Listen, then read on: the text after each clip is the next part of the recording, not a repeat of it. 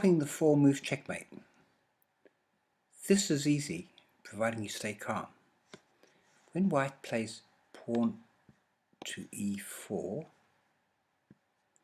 and you reply pawn to e5, white will try to checkmate you with the 4-move checkmate by either moving the bishop out first or the queen. Now if the bishop should come out c4, aiming at your weak spot on f7, you simply bring out the knight to f6, attacking the pawn, but most importantly, if the queen should decide to go to h5, you can just chop it off. How easy is that? Supposing white decides to go to queen to f3. Now this is a sneaky move. It's aiming at f7 still, but they're hoping to push that knight away. And if they do that, you simply carry on with your normal development. You bring your knight out to c6. Both knights are on their best square, and now they might try g4. And this usually puts people into a panic because they can see that the pawn is planning to go there, make the knight hop out of the way, and then the queen will be able to go up to f7. But you simply start a counterattack and you bring your knight right into the center of the board. See where it's attacking the queen and that pawn. So you're doing a counterattack straight away. And it's now white who has to be very careful what to play. If, for example, the queen, say, went over to there, you might even try doing your own tricks like this move.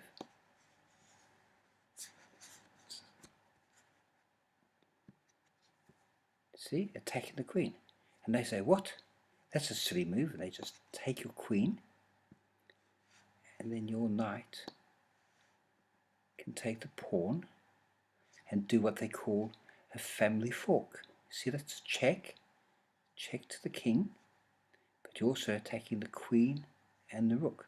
So you've got the king, the queen, and the rook all under attack, the whole family in one go. And when the king has to move out of check, you can just take the queen. Now, let's go back and show you the really dangerous line. Go right back to the beginning. Oh, that was one line. Let's just go back a bit. After this move, a lot of players swap the order and they bring their queen out first, like that. See, and it's threatening to take the pawn.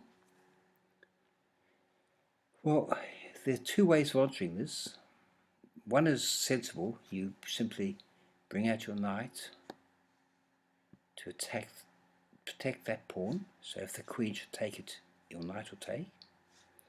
But when they bring their bishop out here, see, aiming for that pawn there, you have to be careful, because if you just do a knight move straight away, like this, the queen will chop you and say checkmate.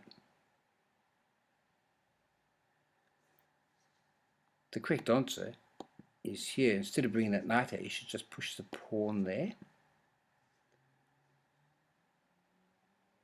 So the queen comes back here. You see he's still keen to get you in checkmate with that bishop guarding, and you block with the knight.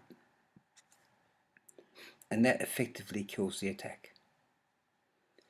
If they are really persistent, say go queen to b3, so they've got the queen and the bishop battery aiming at that pawn, you can protect the pawn with your queen.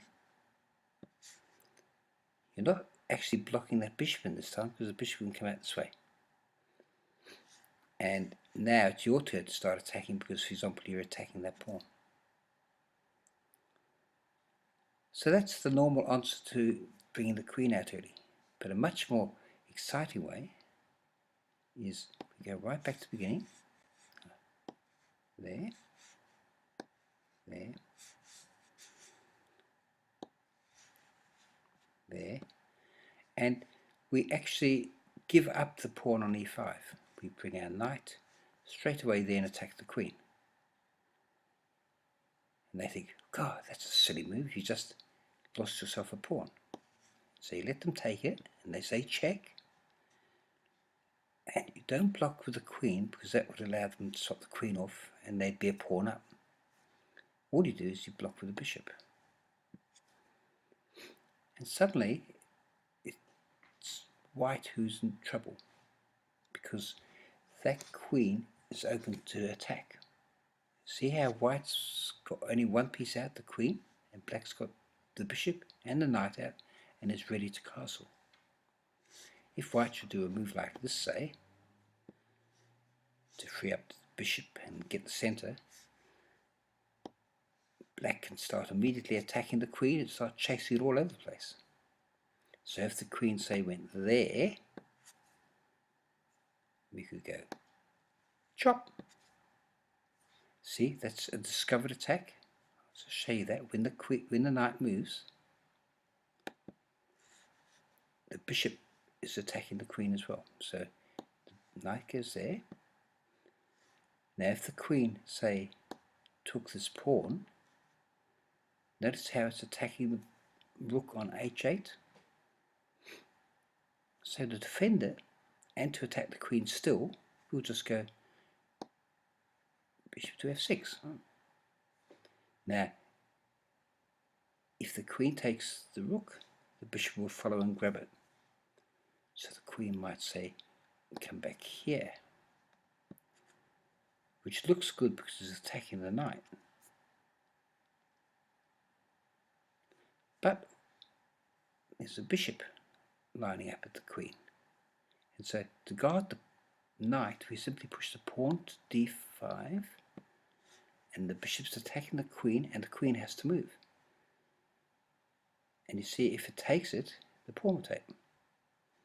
So the queen might go, say, here, and then we might put our knight there. Now look at these magnificent knights. Two knights side by side are fantastic. Very powerful. They cover 16 squares, which is a quarter of the chessboard. And if the queen went there to guard that pawn on c2, you've got lots of lovely moves, but I'd probably bring out my bishop here. See? Aiming it at the queen as well. So when this knight moves away somewhere, the queen's going to be again attacked. And you've got plans like bringing the queen out to there, aiming at the king, and you may even castle. So this is a very cheeky answer to the 4-move attack, and it's fantastic if you get it.